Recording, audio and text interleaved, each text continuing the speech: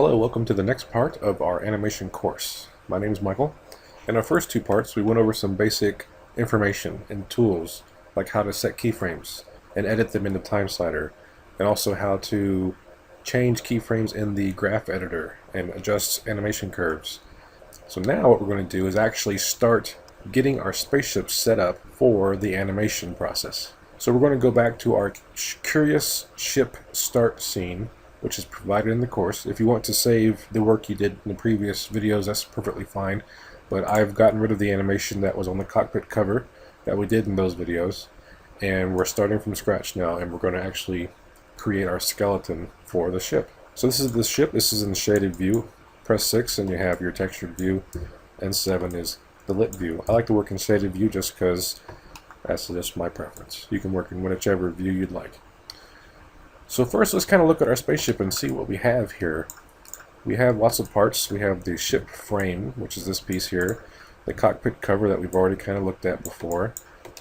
The insides of our cockpit are all kind of part of the ship frame, so they're not really going to be moving independently of themselves. So what we're looking for are the moving parts. What's actually moving on this object besides the cockpit? So you'll see here we have our wing section here that can rotate, as well as this piece, which is kind of like the flaps on an airplane. Now I know this is a spaceship, and when air resistance and such doesn't really make sense, but I thought it looked cool, so that's why I added them in there. So we have one on each side. Both wings can move and rotate. We have our weapons that are each kind of individually separated, so we can get some nice kind of recoil action, retraction, and telescoping effects for all of our weapons. And for the most part, that looks like about it when it comes to the spaceship itself. So we need to understand how our spaceship moves before we start creating the skeleton. I'm going to undo all this stuff and get back to our starting pose. Now there's also included in the scene files is a landing platform scene that also has moving parts on its own, and we'll get to that point later in the series. So we're going to create a skeleton for our spaceship. Let's bring up the grid. I have the grid hidden. I click this little button here for a show grid, or you can go to display grid. The grid can be useful for setting up a skeleton because you kind of want your skeleton to be symmetrical where it makes sense. So let's start with what we would call the root joint of the skeleton. A skeleton is made of joints, which you can get to by going to the animation pull down menu here, and we have skeleton joint tool. With the joint tool active, I can now click and place joints around. I'll hit delete to undo all that. I'm going to switch to my top view. I'm going to hold down the space bar, bringing up my hotbox here. Left click on the Maya logo in the middle and go to the top view. Click and drag to the top view, let go. So now I'm looking at my spaceship from above. Hit 4 to go to wireframe view so I can look through it. And I'm going to place our root joint pretty much in the central area of our spaceship here. I'm going to grid snap it by holding the X key. Hold down X to snap to grid, so you can see as I drag this joint around, it's snapping the grid points. And I'm just going to place it here in the middle of my spaceship, kind of like the intersection of the two wings in the center. Press the space bar, go back to my perspective view. You see my joint got placed on the ground down here. I'm going to go ahead and press W for my move tool and move that up to put it in the center of my spaceship like this. So this will be my main handle for the spaceship. And it doesn't really matter where in here it's placed. You just kind of want it to be in a central position though. So anywhere in here is fine. I'm just going to put it about right here. Let's go back to the top view now. Press the Y key to activate the last used tool, which in my case is the joint tool. If that's not in your case, you can find the joint tool again by going to skeleton joint tool here. And so the next moving part, if I move down this way, I know that the wing is going to be able to rotate. So I'm going to place a joint right here in the middle of that wing joint. I have a cylinder shape, you'll see, right through here, and that's kind of like the hinge that the wing will rotate with. Now once I've placed my joint, if I kind of want to fine-tune my placement, I can hold down the middle mouse button click and drag, and I can kind of move it again after I've placed it. I want to just try and get it central on this hinge cylinder I have here. And then I'll click down here to place it where the flap, the wing flap, will have a hinge also right about here. So this will be the rotation point for the flap, and this joint here will be the rotation point for the wing. And then I'll hit enter to kind of finish that. So I have these two joints here, this bone in between the two. Now I want to parent these two joints to my original root joint, which I have over here. And we can name these as well as we go along. Say, for example, with joint 1, I can double click joint 1 here in the channel box, and then we'll just rename this to root. Enter. I can select this joint here, and I will name it, since this is the, depending on how you look at it, if you look at it from the front, it's the left wing, but I would just say it's the right wing. We'll say right wing, or R wing. And then I can select this joint here, and I'll call it, double click, R wing flap, like that. So I'll select the right wing joint, hold down shift and select the root joint, and press the P key. And that parents the wing joint to the root joint. Now you'll see my root joint has a bone connecting it to the wing joint like this. So now I'm going to create a little bit of a skeleton here for my weapon right here. So you can see that this piece of the gun is adhered to the wing. So I'm not going to mess with it too much, but it's just this piece which I want to see like kind of go in and out like this, and these two pieces that I want to see kind of shoot whenever the gun's shooting, to kind of recoiling back and forth like that. So I can press the Y key again to go back to my joint tool, and I'll place a joint anywhere within here. I'll just place it kind of right here at the base of this cylinder shape, and then hold down the shift key to kind of constrain it along a 90-degree angle, and put the other one at the base of the smaller cylinder at the end of the gun, and I'll hit enter. Now press the Y key again to reactivate my joint tool, and if I click on an existing joint like so, left click on this joint here, it now acts as a new starting point for another joint. So if I click over here now, you'll see this joint is connected to that joint I clicked. Hold down shift, and I'll click and drag this joint over here to be at the base of this cylinder. I'll hit enter. So I have this kind of two directional joint chain like this, with this one in the middle controlling them both. So I can have this joint pew pew like that, and this one go oh oh like that. Alright. So we'll select this joint in the middle, and I want to parent it now to the wing joint as well. So I'll hold down shift, select my wing joint, make sure you're not selecting the flap. We don't want to select the flap joint, we want the wing joint here, and press P to parent. So now my skeleton looks like this. Let's go back to my perspective view. Now you'll notice we have some adjusting to do. So I'll select my wing joint here and move it up to where it should be.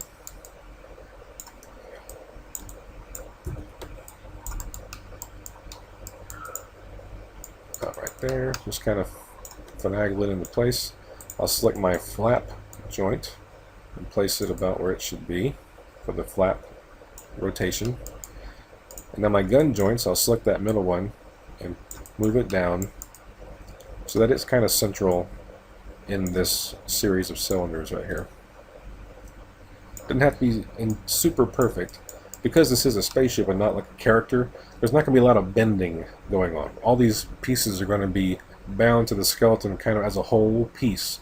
So the entire wing will rotate as opposed to only partial wing rotating. And with a character, when you bend your finger, the entire finger doesn't just bend at a 90-degree angle like a hinge. It actually has internal joints that, kind of arc the finger movement. With a mechanical object like a spaceship, we don't have to worry about that too much. The placement of the joints is not incredibly important, just as long as they're about in the right place, which is why this is more of an intermediate animation course. When you get into character animation, joint placement becomes super important. But for the spaceship, I think the joint placement is not quite as devastating if in a little bit of a wrong place. So now when I select my skeleton, we have this framework started.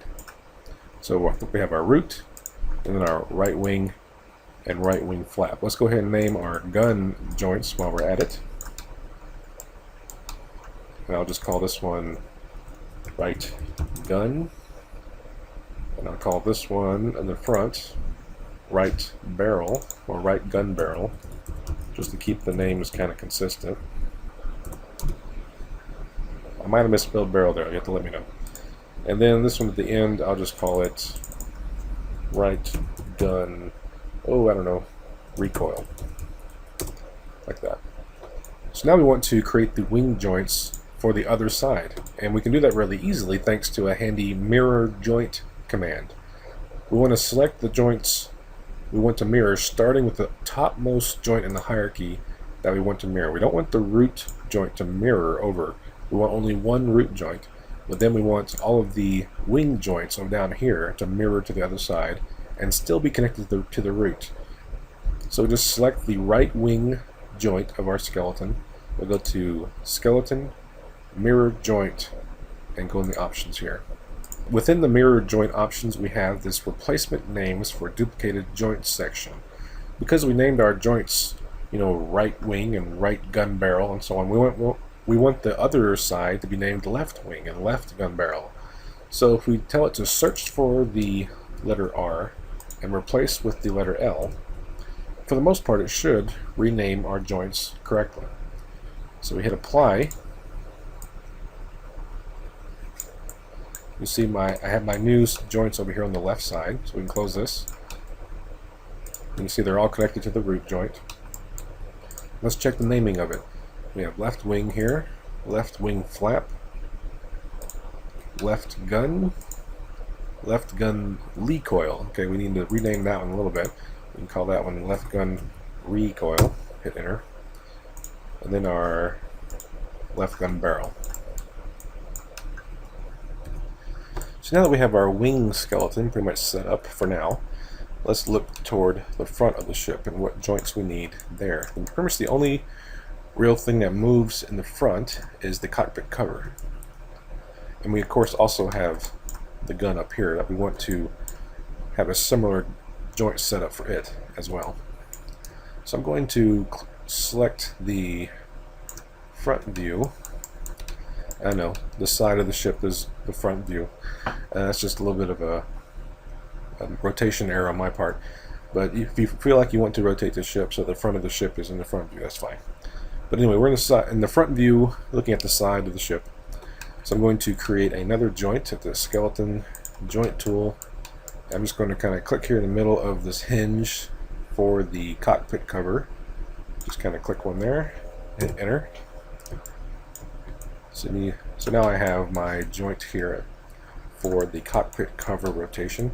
I'm going to go ahead and parent it, hold down shift and select the root joint and press P to parent it to the root like this. So now I'll make another skeleton setup for this top gun up here. Go back to my front view. Press the Y key to go back to my joint tool. Put a joint here at the base of this cylinder, just like we did with the other gun. Hold shift, place a joint here at this base, hit enter. Y key again, or joint tool. Now click on this joint to reactivate it. Hold down shift and place a joint here at that base, hit enter. And now I'll parent this joint sequence to the root again. So hold down shift to select the root, press P, and I've parented those joints to the root as well. Like so. So this is going to be pretty much our basic skeleton for our spaceship. So now what we need to do, before we start connecting the ship to the joints, what I want to do is look back at our joints that we know are going to rotate and look at their orientation.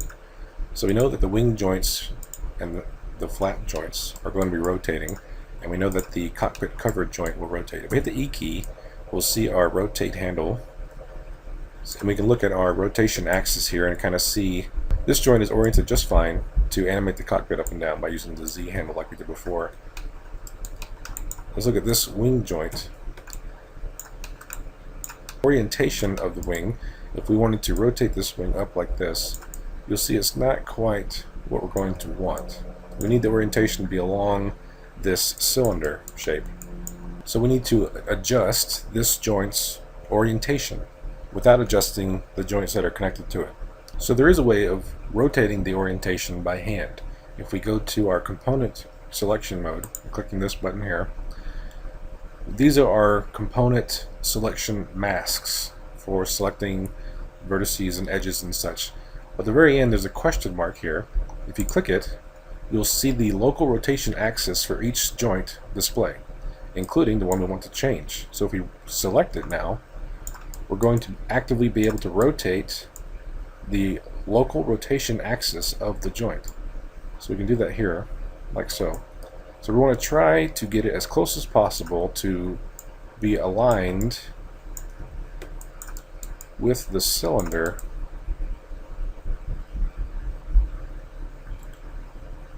That looks pretty close. Let's go back to our object mode, and now if you see when I hit the rotate tool, it rotates up like this. And that's more like what I wanted to see, because we want it to rotate along with this cylinder here. And if we need to make some minor adjustments later, once we actually get it bound together with the geometry, if it pulls away a little bit because it's not quite oriented right, we can go back and adjust that. But for now, we're pretty close. Let's look at the flap joint, and that looks like it needs to be adjusted as well, because if it goes up and down like this, it'll pull away from the wing. So we'll go back to the same thing. Select the component mode. We have the question mark selected, so we see our local rotation axis, and we're going to rotate this orientation to try and be in line with the wing's orientation. And again, we're just kind of eyeing it right now, and when we actually get it in place to be animated, let me go to the side view in this case. I rotate it. It takes a little bit of tweaking. Okay, I think that's pretty close. Go to our top view, get a better look at the angle we have here. So yeah, that's pretty close. Still go back to object mode. We see our orientation for our joint here. Rotate it like this. That might need to be adjusted a little bit. Not too much. But we'll see what it looks like once we get it bound to the skeleton and actually moving it. So because I made some adjustments to the wing, I want to mirror those adjustments over. So what I'll do is simply select the left wing again and actually delete all those joints, then select my right wing and mirror them again, and then the changes that we've made will mirror over. So we go to skeleton, mirror joint options, make sure that we're still replacing the R with the L and mirror. And then if you recall, we need to change the gun recoil name because it replaced that R with an L. Enter, and that should be all set. Now let's double check our orientations here. Looks like this one is good, and this one is good. And like I said, when we actually get it all connected and to the geometry and actually test it for sure, we'll see if we need to make any minor adjustments. Alright, so here is our spaceship skeleton. We'll go back to shaded view by hitting the 5 key. There we go. So you'll notice in shaded view you can't really see the joints very well. So there's an option here under shading. You can say X-ray joints. So now my joints show up even though they're inside shaded geometry. And there's our skeleton. We can hide the grid for now so you can see it. So in our next part, we're going to work on applying the skeleton to the mesh, get it all synced up together, make sure all our joint orientations are set properly for rotating all our pieces and moving all our parts. Hope you enjoyed the video so far, and I'll see you at the next part.